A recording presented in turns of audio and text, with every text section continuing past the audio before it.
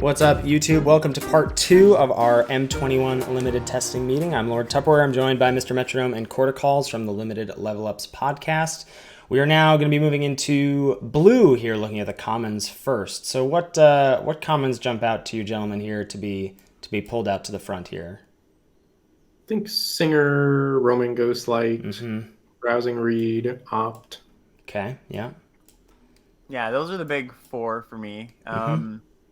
Let's see, I think I have Ghostlight above the rest. Like, I think this is the best common in blue. I think you can make a case for Mistral Singer over Ghostlight, except I think Mistral Singer is pretty, so the case against Ghostlight, I think, is that it's narrow, right? Like, it's insane in blue-white. It's fine in blue-black, but blue-black's kind of a controlling deck, so it's a little off-plan there. Yeah, blue-black's not a great deck, in my opinion. Right. And then blue-green, it's like I think fine. It's very good in blue-green. So why is it better than like some other 5-drop creature, like the 4/4 Vigilance? Why is it that much better than that? Because it's a huge tempo play. Yeah, but I guess if you're ramping into it, like if you curve Visionary into Ghostlight, yeah, it's so good. Then all of a sudden you're beating down. Chaining Ghostlights together is way better than chaining Gnarled Sages together. Well, sure. Well, you're asking me why a card is better. Yeah, I guess I think if you're ramping, there's even better things to do than Ghostlight, I guess would be my case. Not a common necessarily. At 5 at common? No, there isn't. I don't think. Not a common. Right. Like you should be in that deck for rares and uncommons, right? So I don't know. I guess I don't know. I'm not sure what argument we're making against the card that you're like, yeah, it's definitely the best 5-drop at common, but that means it's very good, right? Well, but I just don't think it has a home in a lot of decks. Like, it's awkward in blue-red at times. I think that's the reason you're down on it, is that it's not good. It's not that good in blue-red. Yeah, blue-black. So two of the blue color pairs, you're just not really happy with it. Something like, it's a good card. So then my argument is I think Mistral Singer is not good in blue-green, not really good in blue-black, fine in blue-white, and really good in blue-red. Like, I think the same arguments can be made for this card. I agree. That's what I was saying in the beginning. Like, I was saying that about Ghostlight, and then I started to say the same things about Mistral Singer. I do think you could make a case for Mistral Singer as the top white common, though. I'm not saying I really want to. I just think I would put them in the same tier, I guess. I'm okay with that. So you're now not on Rousing Read as number 2? I like Rousing Read also a lot. I think they're all fairly close. Yeah, I think that's fine. I think it's also worth talking about why Ghostlight falls a little bit behind sometimes. Like, why we're kind of down on it. For me, at least, it's because it is very, very good when you're beating down, and like that, for the reasons we described. You want it in those tempo decks, those decks where you're ahead that aren't blue-red, because blue-red threats are really cheap. But it's not as good from behind as it might seem. Like, if you remember Chillbringer from Ravnica Allegiance, like, I think that card was a lot better when you were behind because it blocked anything with 2 power. This one having 2 toughness is actually a pretty big deal, because a lot of times what happens is, like, you're like slightly behind the opponent, you play this on 5, you bounce their biggest thing, and their 2-drops can still attack into it, which doesn't feel great. And like, the less streamlined your opponent's deck is, the better this card gets. The more streamlined it is with like cheap creatures, the worse this card gets. Yeah, I'm just gonna have to defer to you guys. I feel like I'm again like a week behind here because I still think this card is really strong. Yeah, I like it a lot. I just to weigh in on it, I do feel like it's the best blue common, but not by a ton. Okay.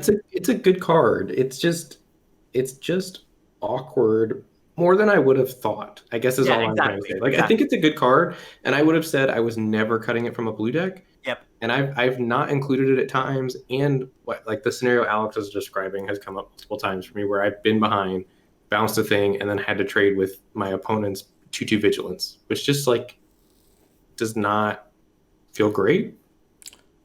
Yeah, that doesn't feel great, but as a floor of a card, that seems pretty dang good to me.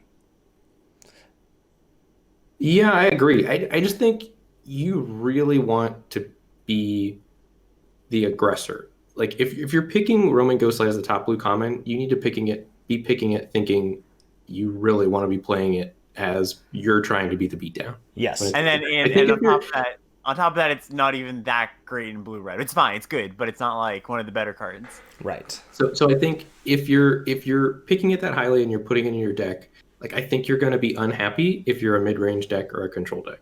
I don't think it performs in those types of decks. Yes. I think that's a fair assessment. So these three in the first column here? I like okay. that. And then what? We've got Opt, we've got Larcenist, we got Glidemaster, which I think is good. Glidemaster has been impressive. Yeah, I think Glidemaster is I still think Opt is fourth. I agree. I would put Glidemaster in that pile though. Yeah.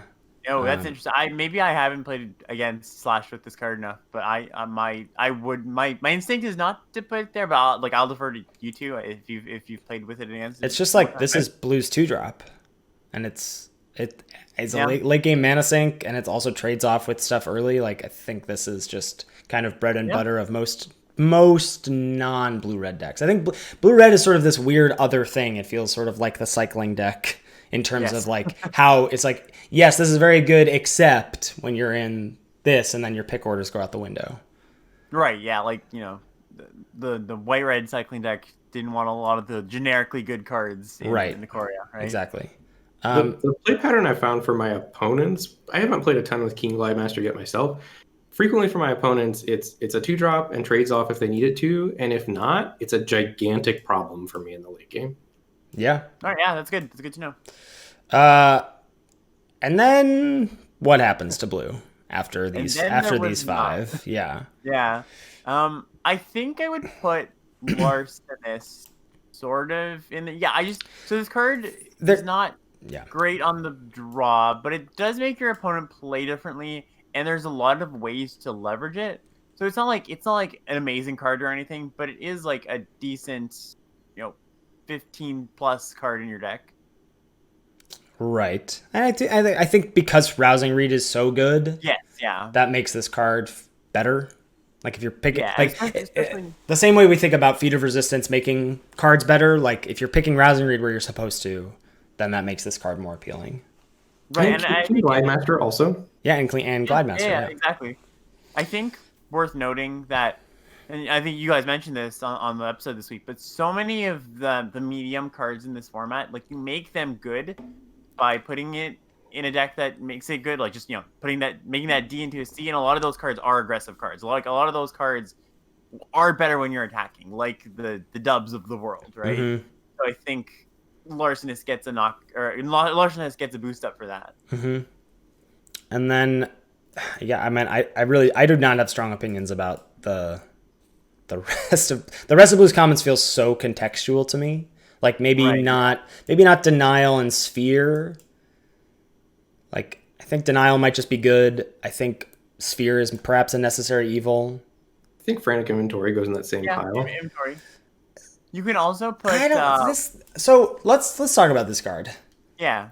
I'm playing, like in some blue-red decks, I'm happily playing just one sometimes, depending on what the deck looks like. Beyond that, when are you guys picking this, or in terms of like when are you trying to get into this as like the Whisper Squad life, and how many do you need, and in what kind of deck are you happy with it? I think if you're not blue-red and you're just happy to play like one or two, I think you want three. And I think that it is a pretty powerful thing to do, even in a format that's pretty fast. I think when your opponent plays their second Frantic Inventory, you're like, ooh, that's pretty good, especially when it draws them, like it can draw them into their third one, because it is fairly low opportunity cost. I like this card, not so much in blue-white, but in blue-green it's good. In blue-black it's definitely good. I think I'm taking this, like I'm in a weak pack. I'm certainly speculating on it, and I'm just like Squad. Like I'm noting when I open it, and I get another 4th pick because I'm speculating on the first one wheeling.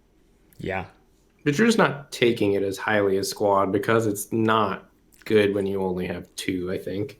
Right, it's nowhere near as good as Squad was in terms of collectibles, right? Right. I'm never like speculating on this pick one pack one.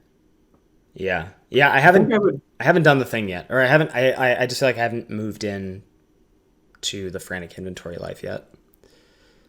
Or had the opportunity to do so. So I'll defer to you guys. I Yeah, I agree, don't but know. I've seen decks with 4 or 5 copies, and it's got to be insane when you get that many copies of it. Yeah. I would put Arcanist in that same pile and Protege in that same pile. In the inventory pile or in this pile? Yeah, in the inventory pile. I think so. Right, Arcanist is like a good card in blue black. Wall belongs somewhere. I think Wall belongs in this pile. Yeah, I agree. I've liked Wall in like a copy of Wall in most of my blue decks. Right, like worth noting.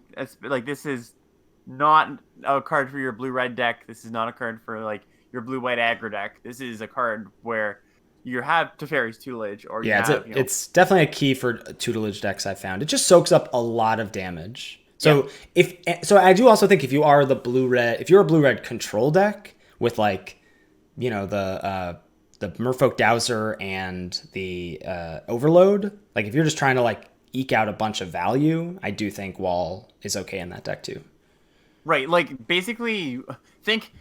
Logically, think of the kind of decks you would want a defender in. Yes, it is good. It plays that role well, right? Mm-hmm. It plays that role well in that deck. Yeah, and I think that's also partially because if we're looking at what else does Blue get to do before turn 3? It gets to play Glidemaster or Arcanist, which is like Arcanist is good if you have like Reign of Revelation and Goblin Wizardry. If you have consistent stuff that you can go like curve out to play a 4 mana spell in turn 3, if you've got like a bunch of the 5 mana removal in black or red or whatever, like then I think you're interested in this card, but otherwise not.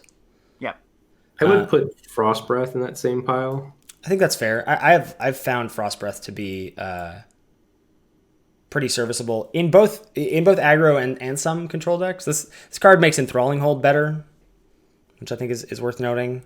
Yeah, I like Frost Breath. We should also talk about Wishcoin Crab, because I think if a lot of people played Guilds of Ravnica, this card was awesome.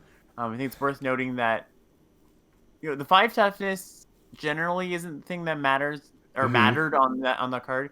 The 2 power is what mattered, why that card was so good in Guilds, because everything was 2 toughness in Guilds, so like it blanked multiple things, and that's not quite the case in this format. Like a lot of times multiple things can attack into it, and it won't, they'll bounce off.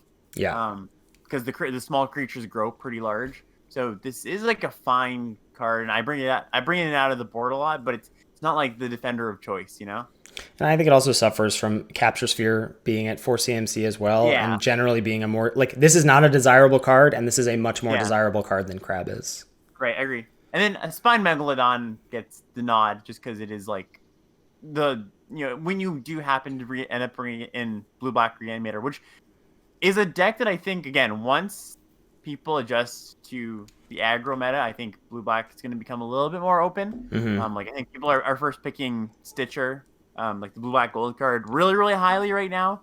Mostly because it's a cool thing to do early in the format. Right. But I think once that kind of wears off a little bit, Blue-Black will become a little bit more viable, and then Megalodon is certainly a role player in that deck. Yeah. Tome Anima is just like total filler. Yep. Probably even belongs down fine, here. Totally whatever. Yeah. Just like even in blue, like it suffers from the 4-drop problem, especially like in the deck that you want it in, which is blue-green draw 2. There's just so many many things that you can do for 4 CMC, and a lot of them are better than this. Well, in blue-green, you just want to go over the top of your opponent too, right? You're not trying to tempo them out. Ideally, you're skipping turn 4. You're going Llanowar Visionary into a 5-drop. So like, yeah, I think that's totally right. Oh, I think I've seen and I've played blue-green mostly as like a tempo deck instead of like a rampy deck. Well, it's I guess not as you don't necessarily want it to be a rampy deck, but ideally, if you're in blue-green, you're getting the Visionaries. Sure, ideally, yes. I think so. I agree. Yeah. But I think, like, this is a fine thing to do if you just have enough Frost Breaths and, like, those kind of tempo-y cards. Like, you're gonna know when you want this card, basically. Like, when you are a blue-green tempo deck with rousing reads and the good draw 2 synergies. Yeah. So is it not? It's blue-red in my mind more than it is blue-green. Is that wrong? Oh, I think both. Yeah. Yeah. I have not included it in blue-red decks yet. Again, it's just like, where's the room? There's so many 4-drops. Yeah. I think it's important to note. So for my mind, blue is I think all the blue decks are good, but blue is a support color more than it is a main color. Like, just because of even basically past the top column, they're all very contextual and can fluctuate. I mean, maybe not these fluctuate, or maybe not opt fluctuates, but I think they're fairly contextual based on what your deck is trying to do. Yeah, and I agree, and I think that the thing is it supports those colors. It supports the other colors very well, is the thing, though, yes. Right? Like, it's a very good support color. Like, in every color, there's like things you can do with rousing read. There's a lot of colors that want opt. Mm-hmm. So I agree with that statement. You don't want to be like base blue, but it's still a very good color. I would have read the tides higher than we do. Okay. I think I would put it in the frost breath pile.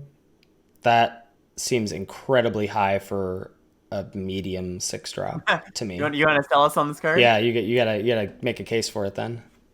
I mean, basically, I think the other 5 cards that are below that tier with frost breath are largely irrelevant, and I think Read the Tides has a home, especially in Teferi's tutelage decks at the top of the curve. Yeah, I can buy that. I'm fine putting it here. Yeah. In this column, but I've never ended a draft and said, "Boy, howdy, do I wish I had to Read the Tides." But that's not a fair assessment, because there's many cards that blue has that I feel that way about. So yeah, I agree. I have liked it in some of my blue decks, especially with Teferi's tutelage. All right, we've come to the tutelage here, gentlemen. Mm-hmm. Blues uncommons are quite stacked. Yeah, they're very good. Like, I guess I don't know, like these 6, 7, like these are all very good cards in my opinion. I think Sanctum should be in there as well.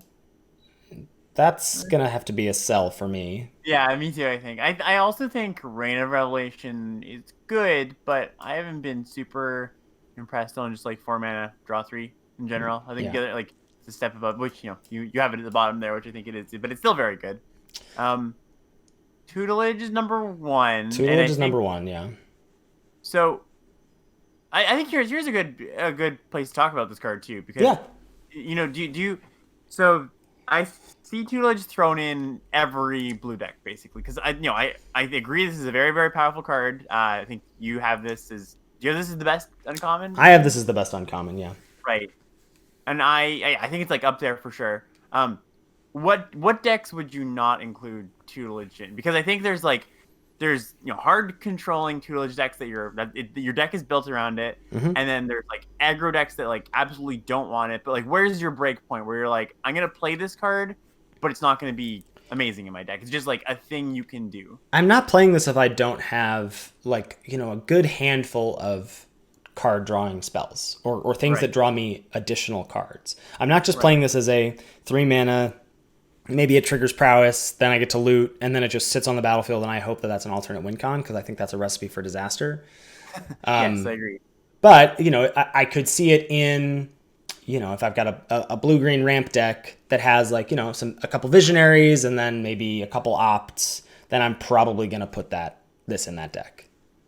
Right, so anytime you're, not focused on attacking. Exactly. Yeah, that makes sense. But so, and for folks who, I imagine by now, folks have experienced this card in one way or another, but either playing with or against it or watching streams or videos of it, but it invalidates a number of strategies. Like if you're not an aggressive curve out deck, you're probably going to lose to this on turn 3.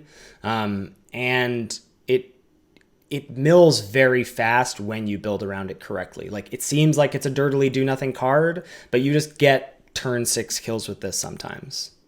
There's so many incidental card draw effects in this format, like just Llanowar Visionary or just ops and crash throughs, and there's so many cheap cantripping things in this format that, this just, you can turbo kill them quite quickly. Yeah, for sure.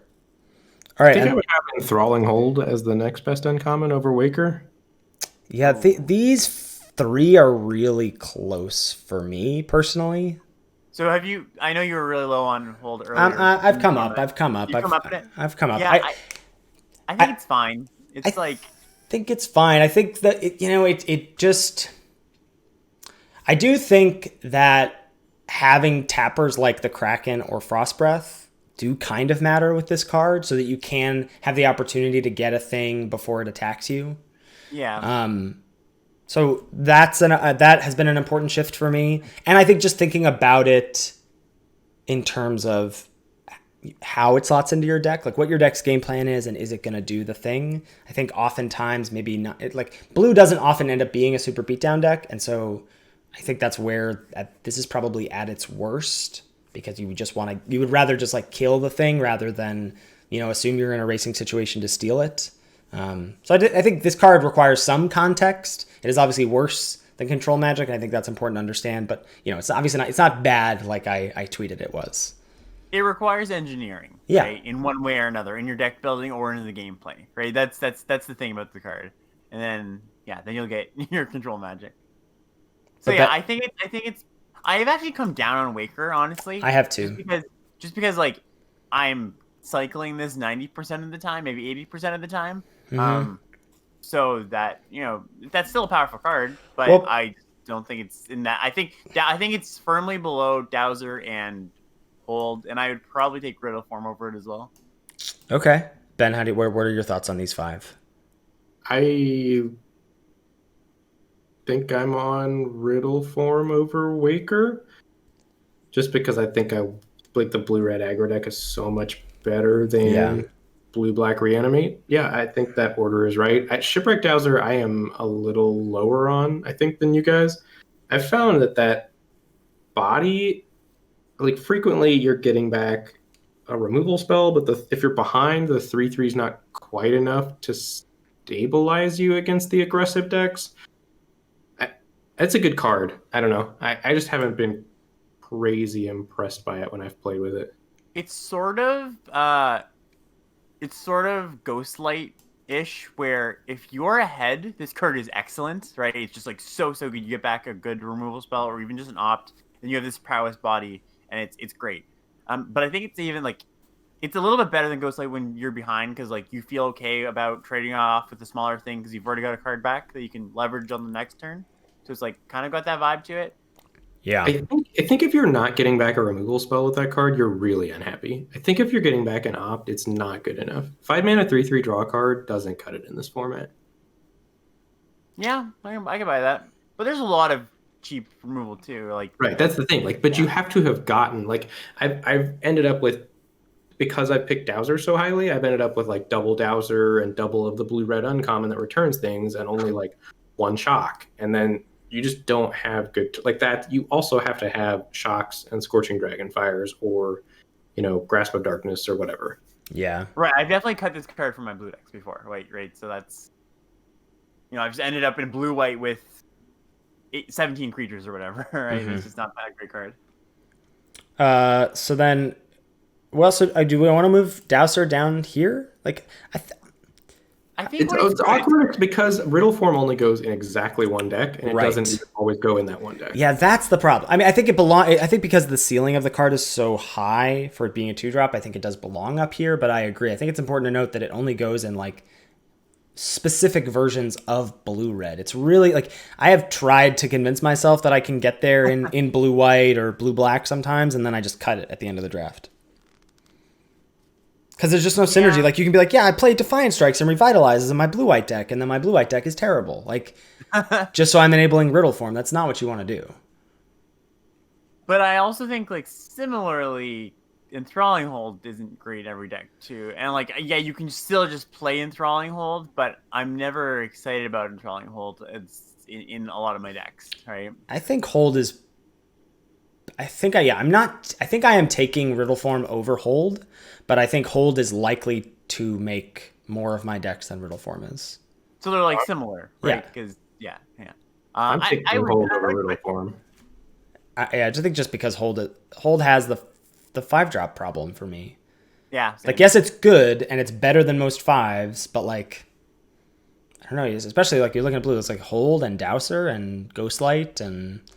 I feel pretty strongly about Dowser not being in the Waker tier. So Like, I being think it's here? yeah, I think they're all all of these cards are like yes, there's you can talk about situations when they're not good, but they are very good cards, right? So I think just like I think they're just all fine. They're all in this tier. Yeah.